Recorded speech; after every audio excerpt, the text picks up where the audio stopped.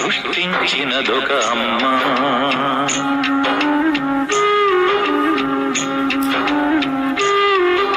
సృష్టికర్త ఒక బ్రహ్మ, అతనిని సృష్టించినదొక అమ్మ. ఆ అమ్మకి తెలియని చిత్రాలు ఎన్నో, ఈ సృష్టిని స్తంభింపచేసే తంత్రాలు ఎన్నో. సృష్టికర్త ఒక బ్రహ్మ, అతనిని సృష్టించినదొక అమ్మ.